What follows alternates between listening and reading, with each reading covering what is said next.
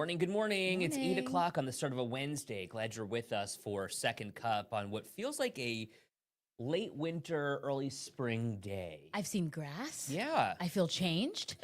My dog's paws were muddy again, but obviously we were back at around freezing today. So all that standing water that melted Monday, Tuesday, now ice again. So be careful as you're getting ready for the day today. Ed's spilling some tea today. Hot. Coming in hot. Hot tea. So we'll talk about Collins in just a second and talk about the governor allegedly not being aware of what the demands are of these corrections officers. But I want to also talk about a story that I've been following very closely in addition to Collins and in addition to the corrections officer strike.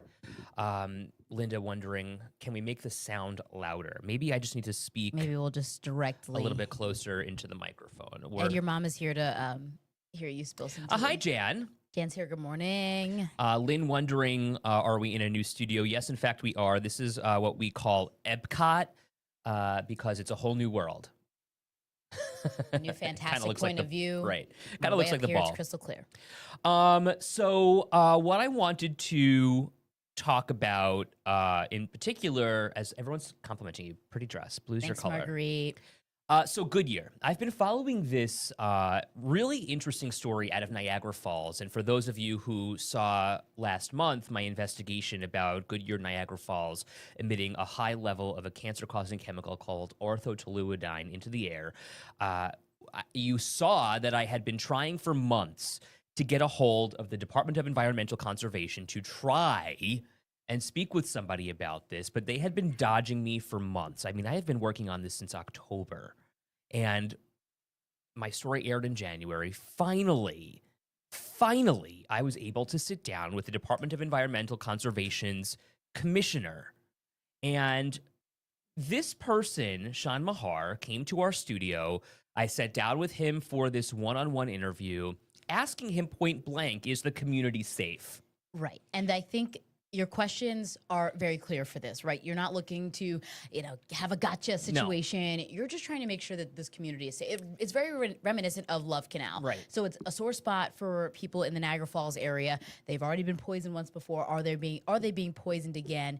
And you wanted to ask them, is there a risk to this community? If not, can you prove that? Right. And so the proof is in the pudding, right? I mean, when it comes to investigative journalism, just so I can lift the curtain for you, I personally believe that if you say something, you need to have the evidence to back it up. Especially something that impacts so many people. If you say there's no risk to this community, right, show me. So here is what I asked, point blank. Let me backtrack for a second. I found out that as a result of the consent order that the DEC issued last month, which is inclusive of that $15,000 fine and milestones and deadlines that Goodyear has to follow, they are required now to lower emissions of certain chemicals. One of the things that they are doing independently of this consent order is lowering emissions of orthotoluidine, which is that cancer-causing chemical, right, by a factor of 3. So I asked Mahar, okay, well, so if they are reducing this cancer-causing chemical by a factor of 3, how much is needed to create a risk? And the DEC commissioner could not answer that question. And then, again, he insists that the community is safe and that there's no risk to the community, but cannot say how he can back that up. He'll leave it to the health department and to the air quality experts to make that determination. But then you reach out to the health department and you got nothing. What I got was a lot of this. The health commissioner is pointing at the DEC. The DEC is pointing at the Department of Health, and never shall the two cross. Right. And so I went back and forth with the spokesperson from the Department of Health, trying to get any information about what they have in terms of an air quality study, in terms of testing, plume mapping. And what they said is that this is just an estimate based on the DEC's already conservative guidelines. So even they have no proof that there's no risk to the community. And we're talking about people's lives in the crosshairs here. And someone mentioned they lived right near where Love Canal was. Right. So it reminds you exactly of what happened there. Barb says back in the 70s, I remember the creeks around were highly toxic. So why aren't we doing more to make sure this community is protected? And why can't we prove that things are going to be okay for them? Right. And so, Mahar, who is the commissioner, said, or the interim commissioner said that the evidence he's seen has proven to him that there's no risk to the community. But again, what is that evidence? Yeah. It's also a timing issue, right? Right. You want to see something like this taken care of quickly, but it hasn't been quick at all. There hasn't been swift action. Really, I mean, more has happened since your story than in years. Well, and that's my point, is that they say they acted aggressively.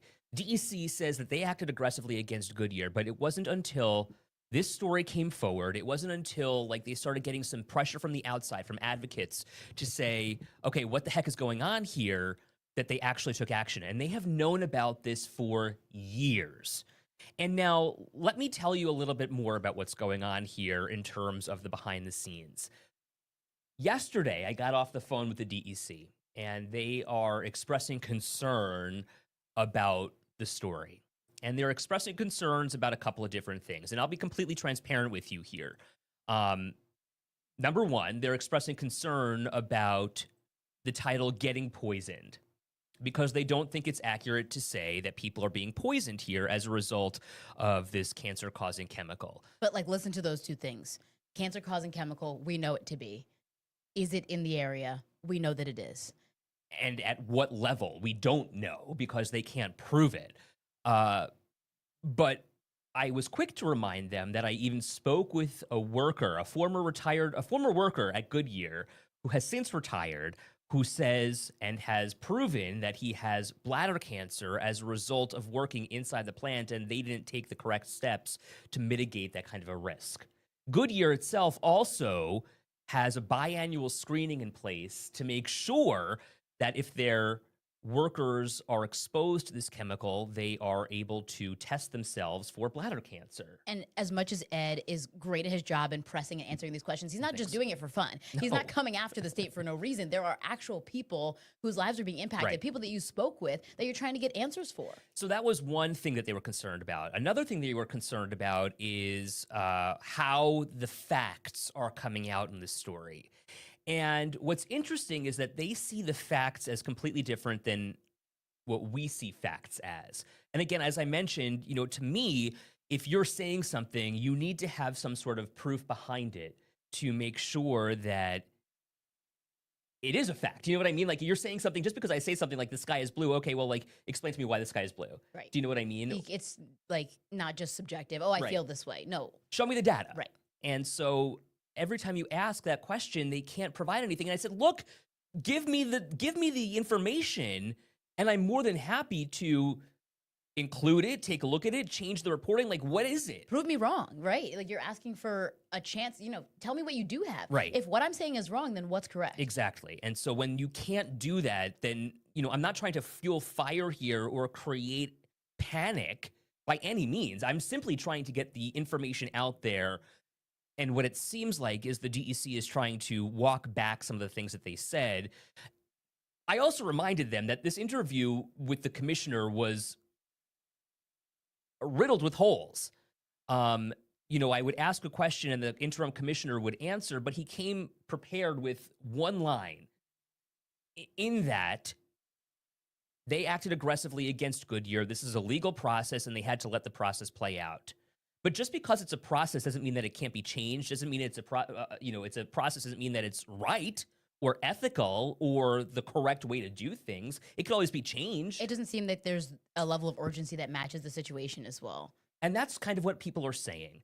The guy walked into the interview and didn't even know my name, which is fine. I'm not asking you to know who I am, but who doesn't know Ed Ranch? That's not even really what I'm trying to say. What I'm trying to say is, if you had a meeting with someone, you'd probably be prepared and know their name at least. And walk in knowing that I'm speaking to an investigative reporter here who's going to ask a question or two that perhaps is a little bit deeper than surface level.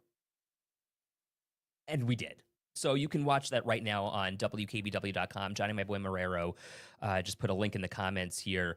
Lynn says this is going to be a large cleanup. Of course, they're going to deny it because they're going to have to pay out millions. Multiple agencies probably already aware. They just don't care. Deb says, I lived in Love Canal. Sad, but money talks, and we're a dumping ground.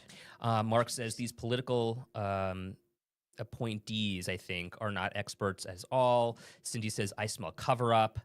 Connie, Ed, hot on the trail and getting broadsided again. Kelly says, I've lived 2 streets over from Love Canal. I think we pulled this comment up before. Yeah. This is very similar. Anita says, investigative reporting must be rewarding as well as frustrating when things are being avoided. Yeah, it's both. Tony says, imagine what Tony and Albert went through with the DEC. Well, and that was the other thing. So we also know that DEC... do you remember this story? The DEC, Peanut. yes. Peanut the squirrel. Raided, seized, and then killed this pet squirrel in the southern tier.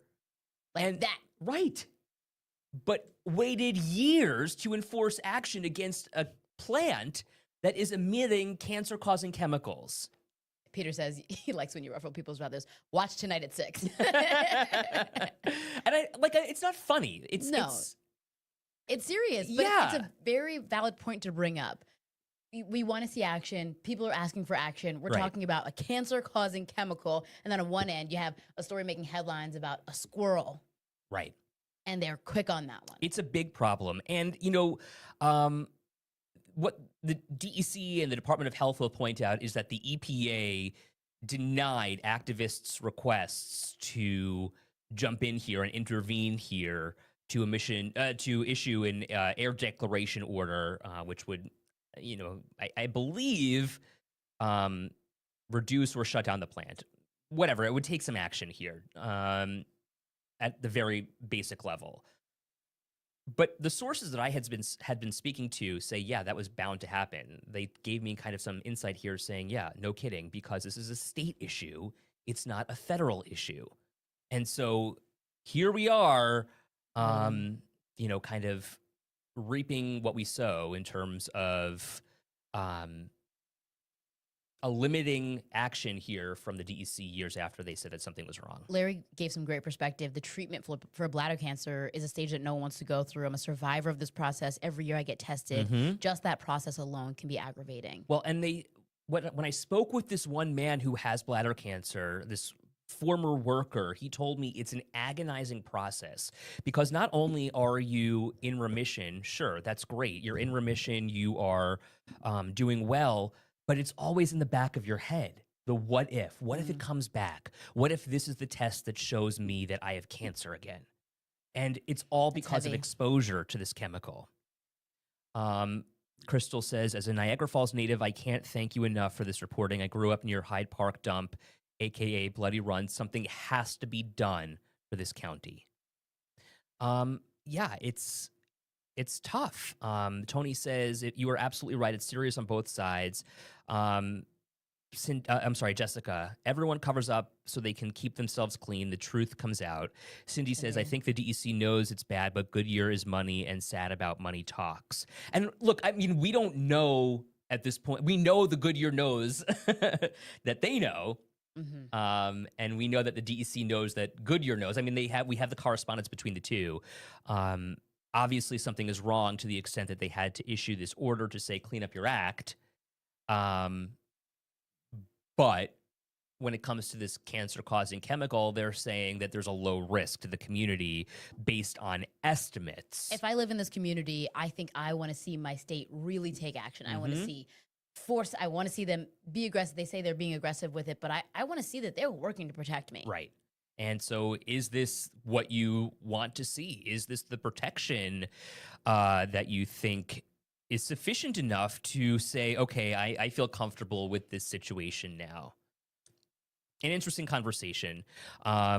Jessica says, we all know Hochul won't help this issue. And interesting that you're saying that. Anita says, they know that we know, but still ignoring the important questions. Exactly. Yeah. So that's what we're up against. And it's interesting that you bring up Governor Hochul, who has now said 10 days after the strike started at Collins and other prisons across the state, I don't really know what the issues are. They haven't said what the issues are. She said this in a press conference yesterday, and she's been, or at least someone, a representative, has been in negotiations with the union representing these corrections officers, and she says, I'm not hearing what the issues are.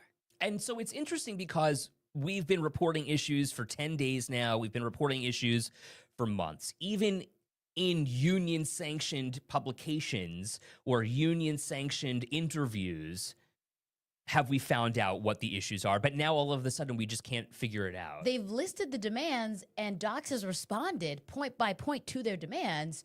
So how could we not know what the issues are? Right. Just going back quickly to just go over the rest of the comments here. Noreen says they would like us to stay stupid, but the truth does come out. Thanks for bringing it out. You got it, Noreen. Tony, can we do estimates on my taxes? Great point. Diane, glad you're with us. Why does it even come down to people being sick and dying? Why aren't those companies checked regularly, just like restaurant health inspections? Linda says they're running scared now because Ed's in the hunt. Go get the right answer. Lisa says, now about the prison stuff, I couldn't believe she stood there with a straight face and said that. What a liar. Jessica echoing the same thing. Hochul knows what the issues are. She's a liar. Anyone notice how the video stopped during the questioning? Connie says we all know the issues. How does she not know what these issues are? And I think if you are a corrections officer, I can only imagine watching that and just being baffled. They've been out there risking their jobs, risking their health insurance, now getting served cease and desist by the state. And she's saying, what are the issues? So Lynn says, is she looking for formal documents written up for what the problems are? And that's a great question. They have a list of demands. They have a printed out list, and Docs has responded to those. And, if she is looking for formal documents, maybe she's trying to get the same documents that I'm trying to get, what the complaints have been since July, since August. Right. And so here we are, months later, the Department of Corrections and Community Supervision has been kicking the can down the road, saying that, they need more time to review these official complaints that have come in from corrections officers or other employees inside these prisons. And so March 7th is the next time that they are required to respond.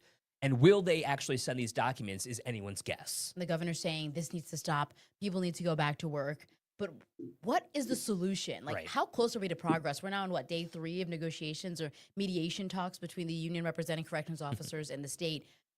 Are we going to get anywhere? Are we any closer? Are we, putting pen to paper to get these people to feel safe to go to work? Mark says that's a joke. Doesn't she talk with department heads? Tony says her office has been called, emailed, and written 2 weeks prior, even months prior to what the issues were. And that's my point. Anita says this is so infuriating. Lori, she knows the issues. She needs to pull her head out of the sand and face the facts. Crystal says she's being a typical politician. Deny, deny, deny. Lori Ann says going back to work is not the solution. Interesting. Jan. My mom. I see a pattern here with transparency. No kidding.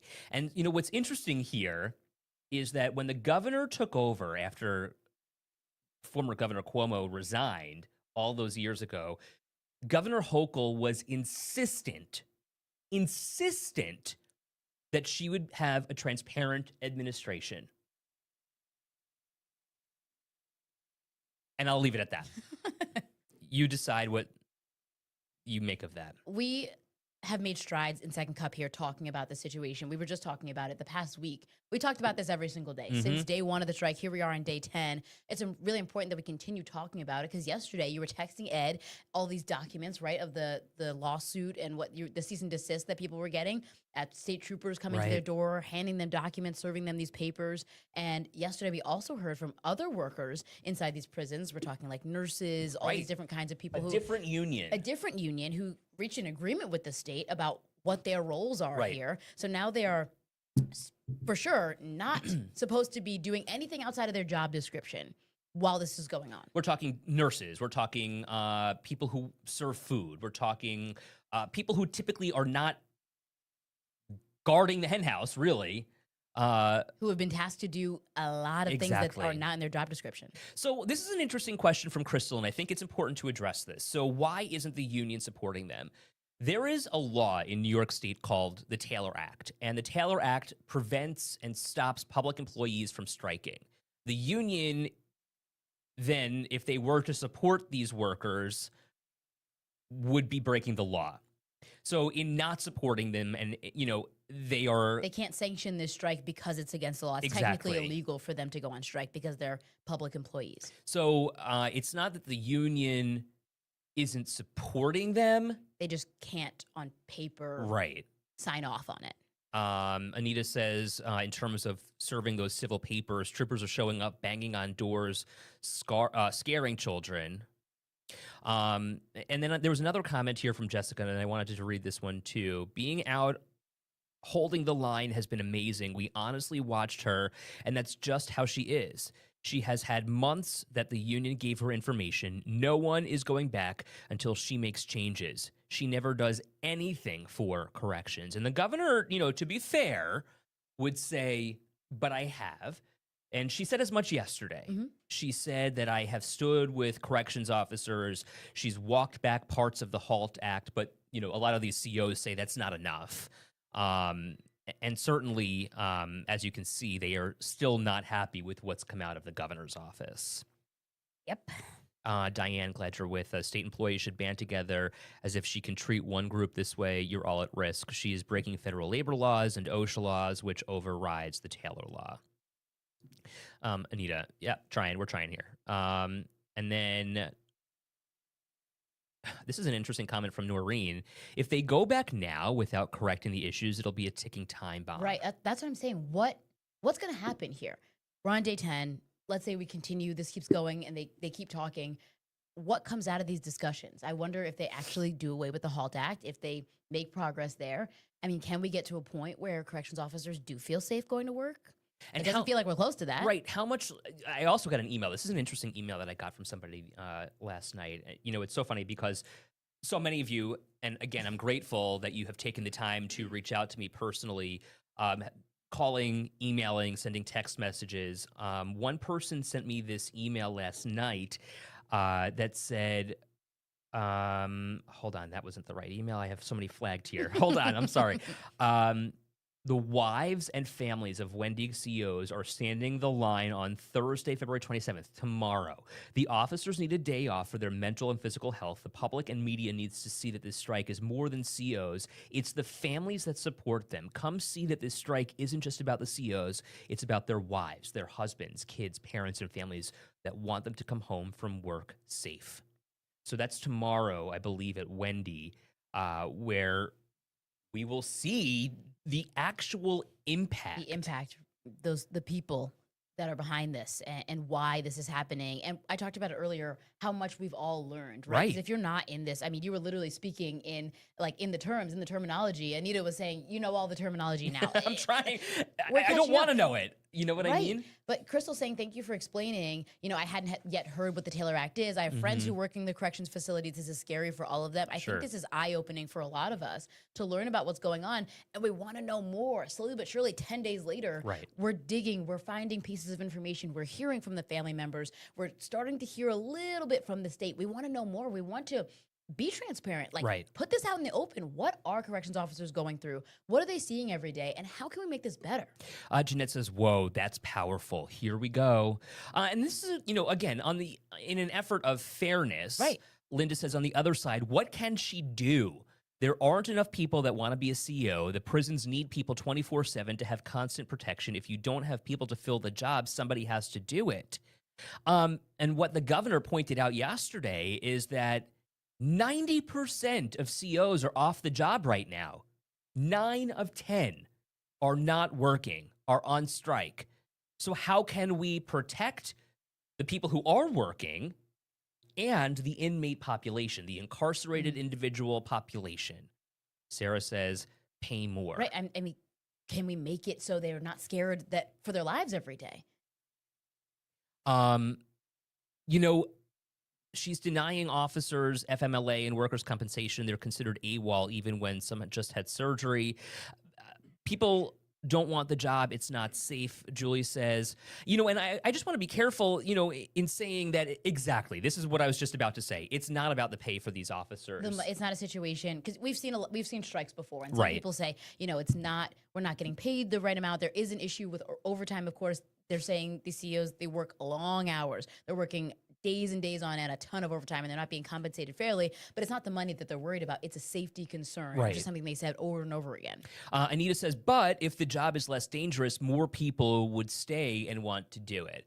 And, I also heard some talk yesterday, and this is kind of an interesting perspective, and I never really considered it because I guess, when you are in a state job, you expect to be safe and taken care of and made sure that you're protected. Somebody was saying that these COs knew what they signed up for, but people who've been in this business, though, in the business of corrections, I guess, or working for the state for 20 years, have seen changes, though, because of the HALT Act, is what it seems. Well, some people said they've been doing this, for decades, Right. and they decided enough is enough. People have been retiring early, saying, I can't handle this anymore. Paula says, you couldn't pay me enough to work there. Right. I was saying yesterday, I can't imagine being a corrections officer. No, I can't imagine being a corrections officer. I can't imagine being an inmate. Like, No. it is scary to me on both sides. Right. It's like I can only imagine just spending 24 hours inside one of these prisons. And Tony gave us a great perspective. He has a comment up there. If you can pull it up, my laptop died. Sorry, guys. Tony gave a great perspective as a former inmate who does support what the COs are going through. Tony says society doesn't see what happens behind the gate. Inmates, a majority of them are on the corrections officer's side. In medium facilities, they have to basically live with them. Right. There's nothing separating an officer to an inmate. Because in these medium security facilities, it's just a dorm, right? And correct me if I'm wrong again, it does not appear that there are actual cells in a medium security facility. Not like you see it on the TV shows Right. and the movies. Go Bills, make safer work conditions, and you'll have current COs telling others to take the job. Sarah says, would they get more employees to get up to 100% staff if they paid more? Luann, a lack of transparency results in distrust and a deep sense of insecurity. If safety is the issue, I mean, is there enough money in the world Right. to get someone to go into work and be scared for their life? This is interesting. Juliana, the working conditions will not be the same. Officer versus officer alone will be an issue. The teamwork will not be as strong. There will be an issue worker versus worker, not just with the COs. Juliana, can you maybe dig a little bit deeper into what you're saying here? Are you suggesting that once this strike ends and people get back to work, and I'm just trying to understand what you're saying here. Are you saying that morale will be low and that there will be an internal struggle between the officers because of the people who are on strike versus The people who are still working. right? I'm interested here. What are you trying to say here? And maybe you can just be a little bit more transparent with what you're saying here. Tony says that's correct. Okay. Jessica, the medium security with maximum incarcerated inmates altogether in Collins, that's an issue with the closed prisons. And then there's a plan to close more from the state as well. Scabs versus picketers. Is that what she's saying? I guess so. That's Anita kind of just chiming in here, checking, what was said by Juliana. Caitlin says, I can't imagine how scary this is for all involved and affected. I've recently seen how the horrible nursing and rehab facilities can be. I simply can't imagine how bad it is in prisons. Yeah. Sarah, thank you. There aren't any cells in a medium facility. It's set up like a dorm. Some jails even lock you inside during the overnight shift, though it's not all of them. Some do. Yeah, I mean, it's a difficult job. What my point was that these people were saying that these COs knew what they signed up for. But I think that if you were on the job for 20 years, 30 years, or even if you in the last 5 years have been on the job, you've seen changes in the way behavior is disciplined. Anita said she signed up in 2000, and she did not imagine it would be like this, that a lot's changed over the years. And it seems like a lot needs to change going forward. And so, nothing is sides. forever either. So maybe once these mediations continue and progress, we will see changes to the HALT Act. We will see changes to safety concerns and perhaps pay. And Juliana says that's exactly what she means. Looking forward, when they return, there'll be issues working together, morale as far as the corrections officers go. Interesting. Well, I love having these conversations with you. I think, together. We benefit a lot as reporters, as people who are, we go to our morning meeting a couple hours after this and we say, hey, We learned a lot in Second Cup. We take what you tell us and we go forward, and that helps us motivate us and tell our stories throughout the day. Sarah, I've learned so much about this strike thanks to Second Cup. Thank you, Ed and Taylor, and thank you. Thank you for helping us shine a light on what's going on in the community and inside places that are often closed to the public. This is what helps our reporting and helps get the facts out to you. So we'll be back here tomorrow. Don't forget, my story airs tonight on 7 News at 6, and there's a link in the comments here to my update on getting poisoned, and we'll see you tomorrow. Have a good day. Happy Wednesday.